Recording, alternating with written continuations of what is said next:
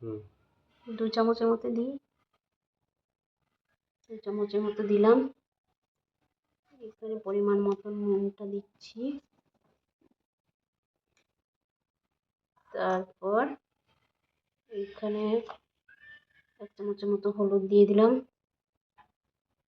1 চামচের মতো লঙ্কার গুঁড়ো একটু দিয়ে দিলাম। এখানে healthy and tasty mustard oil দিয়ে দিলাম। এবার মাটনটাকে ভালো করে ম্যারিনেট করে রাখবো, আধা ঘন্টা রাখলেই হবে।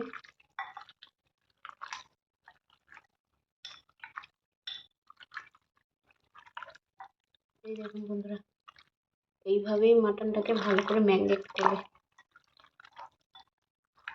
ম্যারিনেট ভালো যেমন হবে, মাটনের ভেতরে তেমন ভালোভাবে নুন, হলুদ, লঙ্কার গুঁড়ো ভালোভাবে মিক্সড হয়ে যাবে, খেতেও টেস্টি।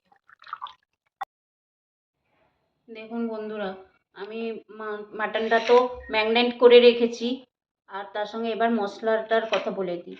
এই বাটিতে দেখতে পাচ্ছেন একটা শুকনো গোটা লঙ্কা, তেজপাতা, এটা আরাকু থেকে নিয়ে আসা একটা মশলা, জানি না এর নাম। এটা বিরিয়ানিতে দিয়ে থাকি, আর ওখানকার লোকেরা এই ব্যাম্বো চিকেন, ব্যাম্বো বিরিয়ানি বানিয়ে থাকে, ওর মধ্যে ওই সব মশলা দিয়ে থাকে, ওই কারণে আমরা ওখান থেকে ওই সব মশলাটা নিয়ে এসেছি। তার সঙ্গে একটা জয়িত্রী, জয়ফল, এখানে আছে গোটা এলাচ, দারচিনি, লবঙ্গ আর গোটা সাই জিরে অল্প নিয়েছি। এই মশলাটা আমরা হালকা ফ্রাইং প্যানে ফ্রাই করে গুঁড়ো করে নেব। তারপর রয়েছে এখানে আদা, কুচনো আদা, গোটা রসুন, টমেটো একটা ছোট মিডিয়াম সাইজে নিতে পারে বা ছোট সাইজের, পেঁয়াজ দুটো বড় বড় সাইজের কুচিয়ে নিয়েছি, গোটা শুকনো লঙ্কা 4টে আমি নিয়েছি যেহেতু 500 গ্রাম মাটন, আর একটা গোটা রসুন আমি দেব মাটনের মধ্যে। এই দেখুন বন্ধুরা, আমি এখানে মাটনের জন্য গোটা গোটা আলু নিয়েছি। আমরা যেইভাবে আলু দিই মাটনে, সেইভাবে আজকে আমি আর দেবো না।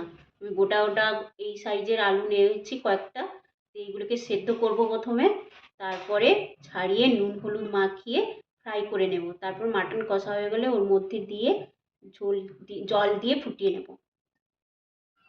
দেখুন আমি মশলাগুলোকে ফ্রাইং প্যানে ফ্রাই করতে দিলাম।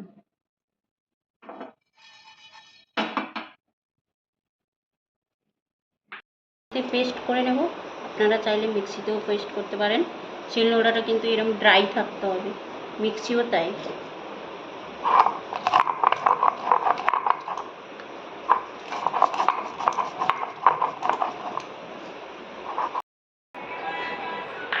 রেডি। এই কুচনো পেঁয়াজের মধ্যে অল্প পরিমাণে একটু নুন দিয়ে দেব, দিয়ে এটাকে ভালো করে মাখিয়ে নেব যাতে তেলের মধ্যে দিয়ে তাড়াতাড়ি ফ্রাই করতে পারা যায়।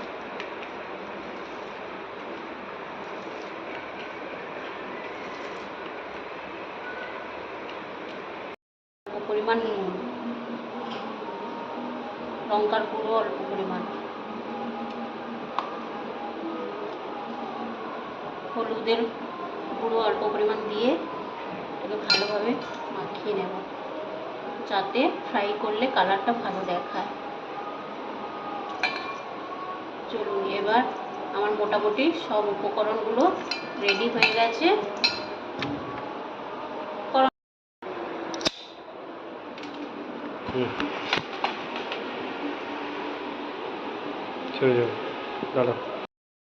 মোটামুটি আমার সব উপকরণ কমপ্লিট। এবার আমি রান্নার দিকে এগোই। চিনি দিয়ে দিলাম,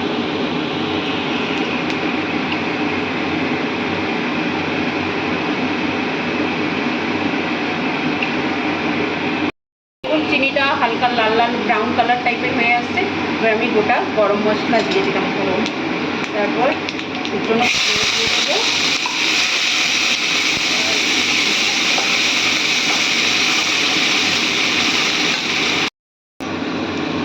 পেঁয়াজগুলো ব্রাউন কালারের টাইপের হয়ে যাচ্ছে দেখুন।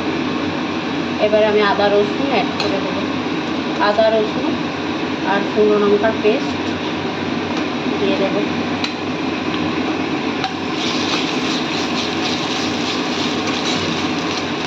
দিয়ে এবার ভালোভাবে কষিয়ে নেব মশলাটাকে। টমেটো দিয়ে দেবো।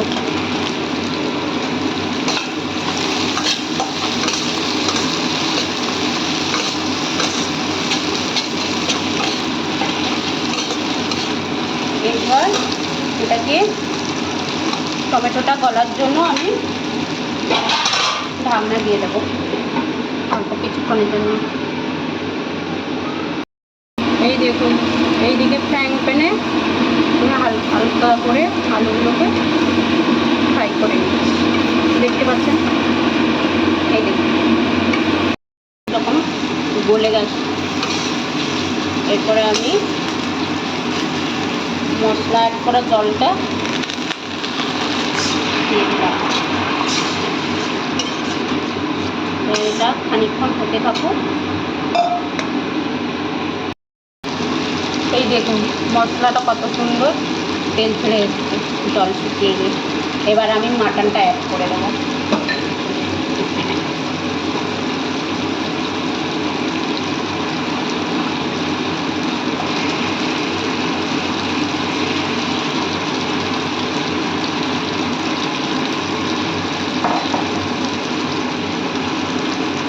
দেখুন, আর এই রসুনটাও দিয়ে দেবো।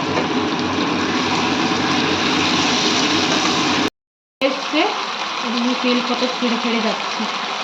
এবার আমি ভেজে রাখা আলুগুলোকে এর মধ্যে অ্যাড করে দেবো।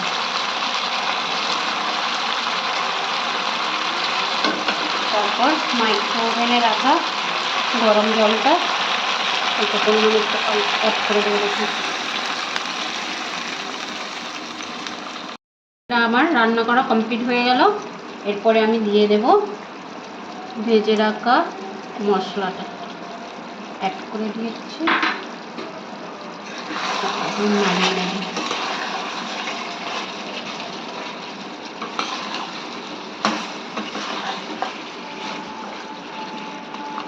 এরপরে আমি নামিয়ে নেব।